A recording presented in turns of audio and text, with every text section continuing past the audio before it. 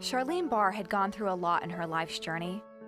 She had been abandoned at birth with an incurable lung disease, then adopted into a loving family.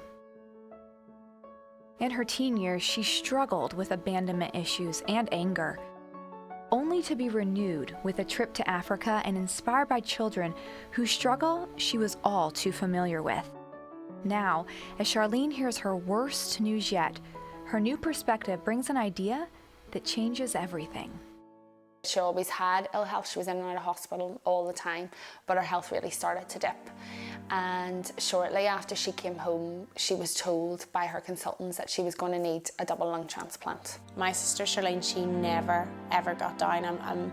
Never got down, never let her illness defeat her, ever. But this was the first time I remember ever seeing Charlene struggling, and she was so downer. I remember her lying on the table with her arms crossed and her head down, and that was hard for us to watch because normally she was the strong one for us whenever she faced obstacles in her health, and we as a family faced obstacles in our health because we faced everything together as a family. We talked together, everybody in the family was so shocked, and we just sat around the table and we asked, you know, God, how can this be?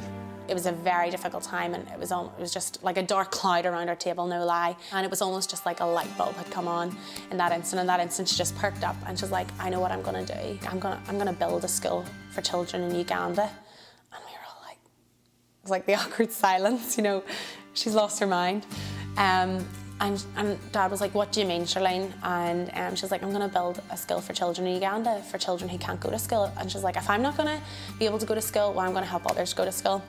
You know, it wasn't what am I going to do, you know, my life could end at any stage. It was, you know, what am I going to do, because I don't want to sit around at home and do nothing. Within a matter of moments, it was a case of her eyes lit up, and it wasn't the Charlene that had been 5 minutes before. It was a completely different person, so where the light was again in their eyes, and she was just really smiling, talking through, her hands excitedly moving. And we tried to almost bring in some realism into the situation, but she had got the bit between her teeth. She had this, and nothing was going to turn her. It went from like the mood being down here till we were up here. You'd have thought we were having a party and celebrating something, and we were celebrating something because that was the moment God laid his plan for her life on Charlene's heart. Charlene would set a target, and every time it was way beyond anything like was even possible. But every time without fail, that was raised by that time, if not above. Charlene would have broken many rules along the way with regard to best advice. On 2 occasions, she propelled down high buildings in Belfast to raise money. On 1 occasion, she came out of hospital with intravenous lines in her arm.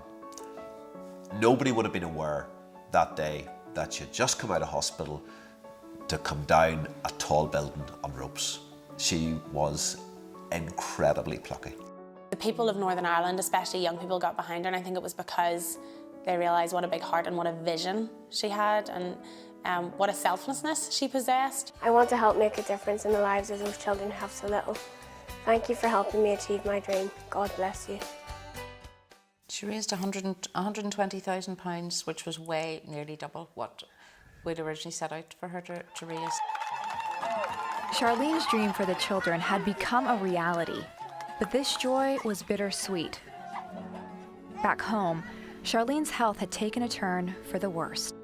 I remember the machine stopped going. Dad got it sorted, and I remember it started going off again, and this time it didn't stop.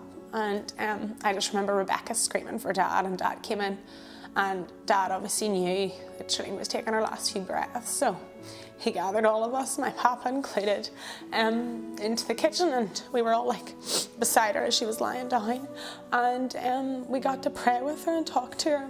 And I remember we even joked with her, even though she couldn't respond, we all got to joke with her, and it was honestly she was, my mum says, it was just her eyes were so big. She was looking at something in the distance, and we're convinced that she could see God, because we were all saying, Charlene, I love you, but she couldn't hear. She was just, she had such a peaceful face.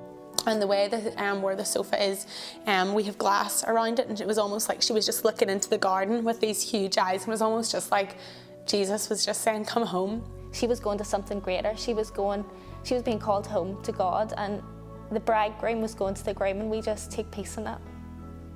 You know, I know for a fact that she sees the school now, and that she is in complete peace now, and she's no more pain, and that's more than what we could ever ask for. We as a family thought it was just so special, and that the first school was going to be called Hidden Treasure, because Charlene herself was a hidden treasure. So weak and so broken on the outside, but something so special inside of her. How God used that, and God became that special thing inside of her to basically change a village in the middle of nowhere in Uganda. We actually find that it keeps Charlene in the family, it keeps her alive, and it makes us feel like whenever we go out to Uganda, we're going out to see her, because we're seeing the children, we're seeing Charlene through that. I'm so glad that Charlene was given to me as a sister, and I had the chance that I had and the time that I had with her, and I wouldn't trade it for anything. And while at times I'm like, I wish I had longer, I know that that was God's plan for her life, and I can't question God because He's above us all and He knows more than I do. But I'm just thankful for the time that we did share together.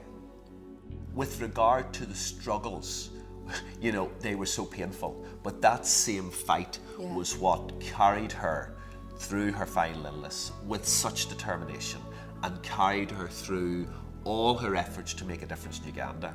And she finished her race so well, so well.